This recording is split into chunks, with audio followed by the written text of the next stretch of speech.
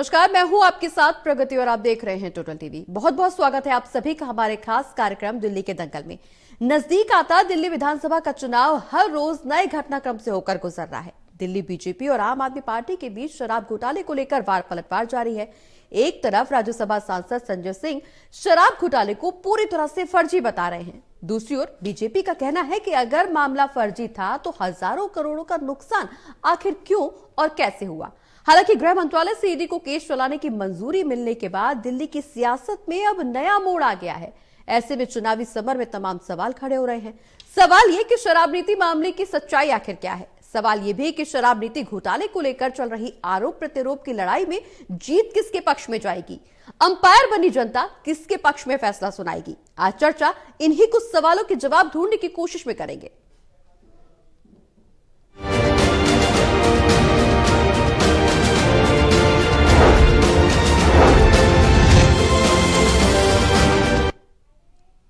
तो दिल्ली के दंगल में लगातार शराब नीति घोटाले का मुद्दा बढ़ता जा रहा है। वार पलटवार के बीच चुनावी पारा भी बढ़ता जा रहा है। इस बीच कांग्रेस ने फ्री की गारंटी भी लॉन्च कर दी है। ऐसे में ये चुनाव किस दिशा में आगे बढ़ेगा, क्या है राजनीतिक दलों की राय। आज चर्चा इसी मुद्दे पर करेंगे, चर्चा को आगे बढ़ाएंगे, लेकिन उससे पहले एक रिपोर्ट पर नजर डाल लेते हैं।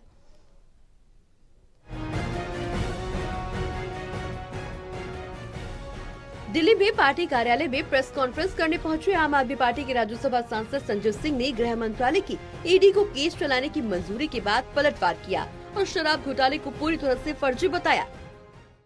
कल ये साबित हो गया पूरे देश के सामने कि तथाकथित शराब घोटाला भारतीय जनता पार्टी के द्वारा प्रधानमंत्री नरेंद्र मोदी जी के द्वारा, अमित शाह जी के द्वारा बनाया गया एक मनगढ़ंत घोटाला था। इस पूरे मामले में ना कोई सिर था ना पैर था। ये पूरा मामला फर्जी तरीके से तैयार कराया गया भारतीय जनता पार्टी के द्वारा, मोदी जी के द्वारा, और गिरफ्तारी कराई गई। उधर बीजेपी का कहना है कि अगर फर्जी मामला था तो हजारों करोड़ रुपए का नुकसान क्यों हुआ। बीजेपी के प्रवक्ता ने शराब घोटाले पर सीएम आतिशी से सवाल किया, कहा कि नई शराब नीति वापस आखिर क्यों ली गई। उन्होंने ये भी कहा कि शराब की बोतल ज्यादा बिकी, लेकिन फायदे की जगह नुकसान भी उतना ही ज्यादा हुआ। जो नई आबकारी नीति थी, न्यू एक्साइज पॉलिसी, वो कैबिनेट के मंजूरी के बगैर पारित की गई थी। गवर्नर अर्थात एलजी जो होते हैं दिल्ली के, उनके नॉड के बगैर, उनके स्वीकार्यता के बगैर पारित की गई थी और उसके बाद आनन फानन में उसे वापस लेना पड़ा था क्योंकि सीबीआई ने उस पर जांच आरंभ किया था और ये आम आदमी पार्टी भली भांति जानती है। इस नीति के कारण, जो नई शराब नीति के कारण, राजस्व में हजारों करोड़ के नुकसान हुए थे। पहली नीति विश्व में ऐसी थी कि शराब की बोतलें तो ज्यादा बिकी मगर नुकसान उतना ही ज्यादा हुआ है। ये समझ में नहीं आता है कि बीच का पैसा गया कहाँ। ये बीच का पैसा, बीच का मोटा माल अरविंद केजरीवाल और आम आदमी पार्टी के जेब में गया, जिसके कारण आम आदमी पार्टी के नेता जेल भी गए। कहने का मतलब साफ है कि अभी चुनाव होने तक दिल्ली विधानसभा चुनावों में शराब घोटाले का मामला लगातार जारी रहेगा। Delhi bureau, total TV.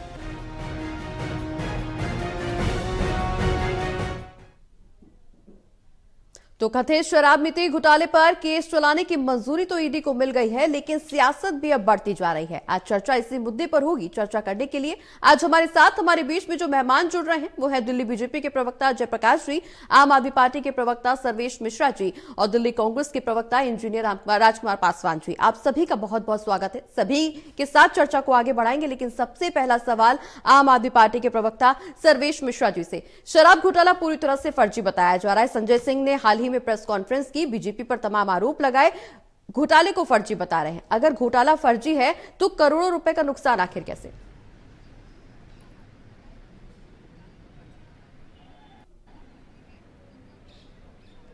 Sarvesh Mishra ji से हम जुड़ने की कोशिश करेंगे, लेकिन इस बीच हमारे साथ लगातार जयप्रकाश जी भी मौजूद हैं, दिल्ली बीजेपी के प्रवक्ता हैं। जयप्रकाश जी, जिस तरह से शराब घोटाले को लेकर राजनीति बढ़ती हुई नजर आ रही है, आम आदमी पार्टी साफ तौर पर इस घोटाले को फर्जी बता रही है।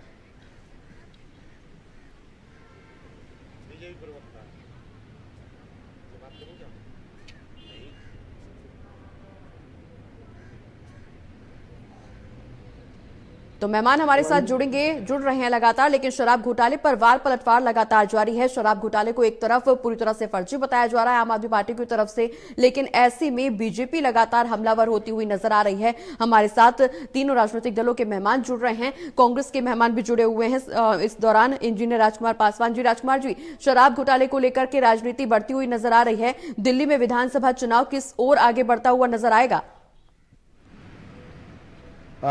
प्रगति, आपको बता देना चाहता हूं कि ये लोग भ्रष्टाचारियों का पार्टी बन चुके हैं जी। आपको बता दूं कि जो शराब घोटाला की लगातार बात ये कर रहे हैं फर्जी है और फर्जी एफआईआर किया है इन्होंने। भारतीय जनता पार्टी की सरकार ने, एनडीए की सरकार ने फर्जी इन पे मुकदमा दायर किया है। तो जब तक सीबीआई ईडी को पुख्ता सबूत नहीं मिलता है तब तक वो एफआईआर दर्ज नहीं करते हैं। कहीं ना कहीं ये कुछ न कुछ शराब घोटाला हुआ है। अरविंद केजरीवाल जी कुछ पर्सनल व्यक्तियों को ठेका पट्टा दिए, एक बोतल पे एक बोतल फ्री, दूसरा बोतल फ्री और एक कार्टून पे दूसरा कार्टून फ्री, और वो सारे पैसे चुनाव में गए, गोवा गए और पंजाब गए। तो ऐसे हालात में तो घोटाला तो हुआ है, तभी तो जेल गए जी। और फिर से तिहाड़ की दीवारें पुकार रही है, फिर आएंगे केजरीवाल। बिल्कुल, हालांकि तिहाड़ की दीवारें पुकार रही हैं, क्या इस पे नतीजा निकल करके सामने आएगा, फैसला क्या कुछ होगा, ये देखना बेहद दिलचस्प बना हुआ है। लेकिन इंजीनियर जी, राजकुमार जी, जिस तरह से कांग्रेस फ्री की गारंटी का लाभ देने की घोषणा कर रही है, आज तमाम गारंटियां लॉन्च की गई कांग्रेस की तरफ से, देवेंद्र यादव ने तमाम बड़े बड़े ऐलान किए। 500 रुपए में सिलेंडर मिलेगा, 300 यूनिट फ्री बिजली मिलेगी।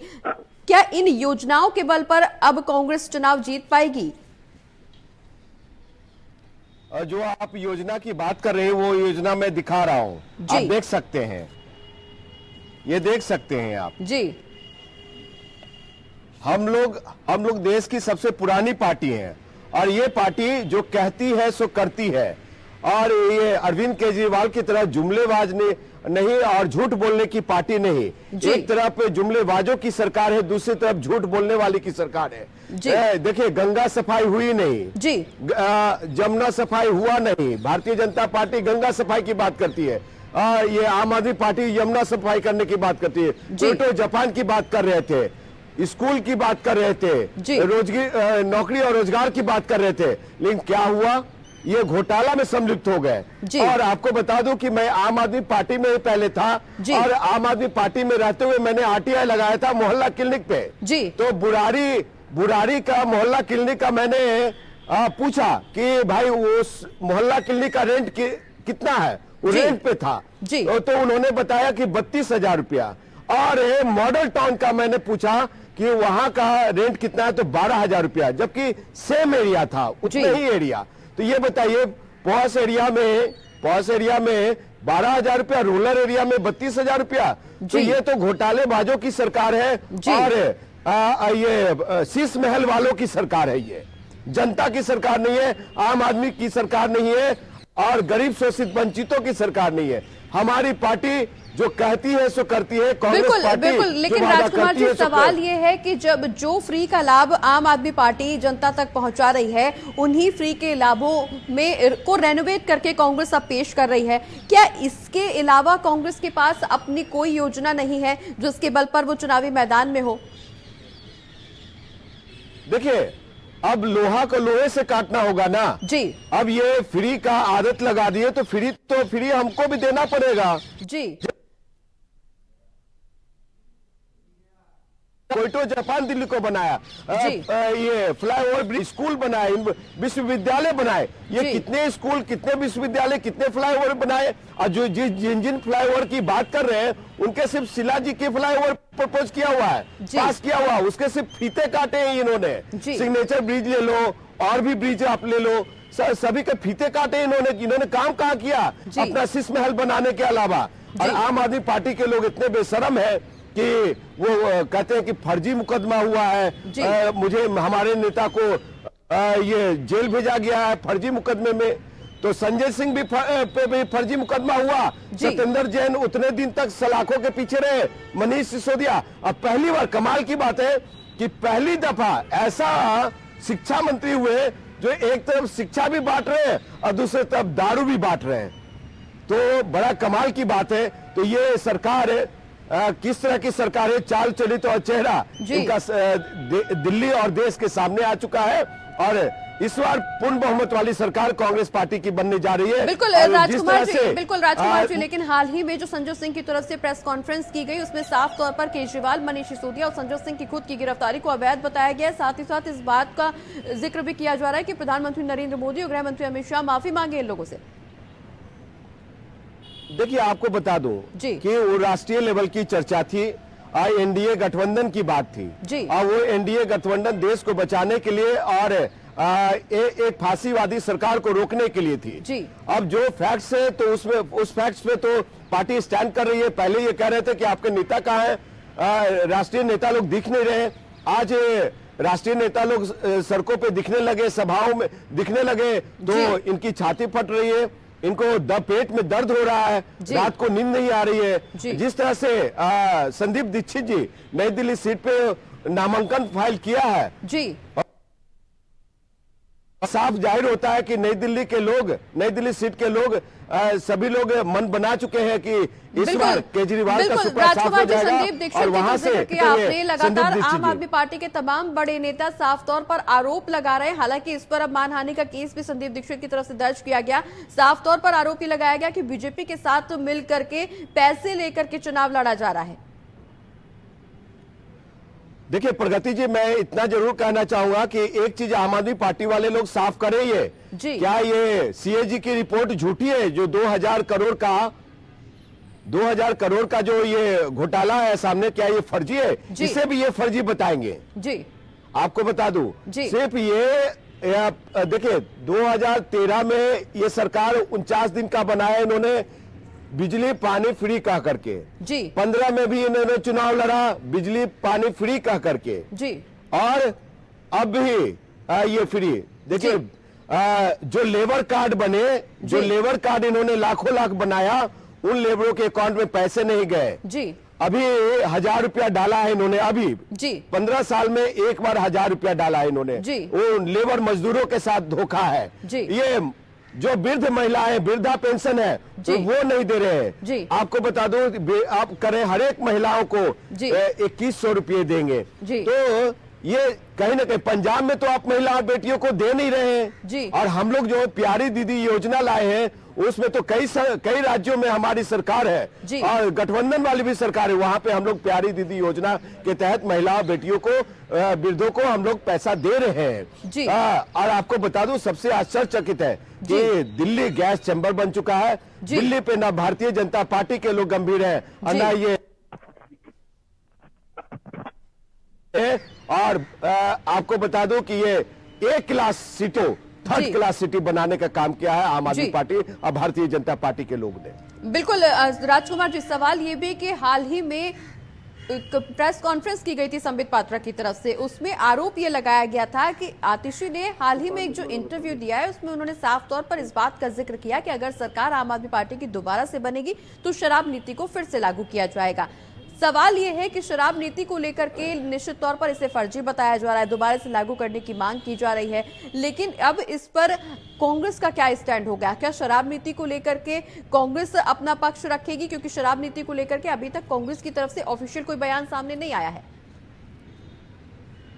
देखिए, आतिशी जी एक डमी मुख्यमंत्री हैं जी, और वो जिस तरह से मनीष सिसोदिया, अरविंद केजरीवाल जी, संजय सिंह जी और ये लोग सब लोग जिस तरह से गाइड करते हैं, डायरेक्शन जारी करते हैं, उसी तरह से आतिशी जी बोलती हैं जी। तो आपको बता दूं कि शराब नीति जहां तक है तो हम इतना जरूर करेंगे कि शराब नीति जो पहले थी शीला दीक्षित जी की सरकार में वही नीति लागू होगी। ये अरविंद केजरीवाल जी वाला लूट खसोट और शीश महल वाली शराब नीति नहीं, और गोवा पैसा भेजने वाला नहीं, लेकिन राजकुमार जी, फ्री की गारंटी तो आम आदमी पार्टी से ली जा रही है। फ्री की गारंटी की स्तर पे, योजना के स्तर पे तो कांग्रेस आम आदमी पार्टी की तर्ज पर आगे बढ़ रही है और शराब नीति शीला दीक्षित के तर्ज पर आगे बढ़ाई जा रही है।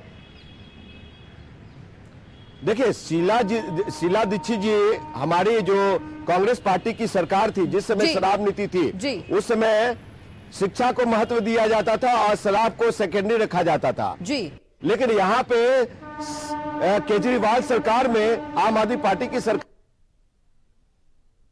शिक्षा नीति को सेकेंडरी रखा जा रहा है। जी। दिल्ली की जनता को समझने की जरूरत है, दिल्ली की जनता समझ चुकी है। जी। तो इसलिए हम लोग जो कहते हैं सो करते हैं, हम की खेती नहीं करते। और ये चार चौपड़ी वाली सरकार नहीं है, ये कांग्रेस पार्टी है। और बिल्कुल कांग्रेस राजकुमार पार्टी जी, का इतिहास बिल्कुल है, राजकुमार वो जी, आजादी दिल्ली की में कई लड़ाई। ऐसी जी। जगहें हैं, कई ऐसे स्कूल हैं, कई ऐसे अस्पताल हैं, कई ऐसे कॉलेजेस हैं जिनके आसपास, जिनके 100 मीटर या 200 मीटर के दायरे में शराब के ठेके चल रहे हैं। क्या कांग्रेस की सरकार आएगी तो इन ठेकों को हटाया जाएगा? हमने एक लाइन में कह दिया, जो कांग्रेस पार्टी की, जो शीला दीक्षित जी के नेतृत्व में सरकार में जी। जो वो वाली शराब नीति लागू होगी। नहीं, शराब नीति तो वही लागू करेंगे, क्या ठेकों को भी हटाया जाएगा उनकी जगह से? अगर सोसाइटी, अगर जो समाज है, सोसाइटी है, प्लस स्कूल है, कॉलेजेस है, उससे तो दूर होना ही चाहिए ना। जी बिल्कुल, उसी बात का जिक्र कर रही हूँ कि कई ऐसे अस्पताल हैं जिनके पास ठेका संचालित है। कॉलेज के बच्चे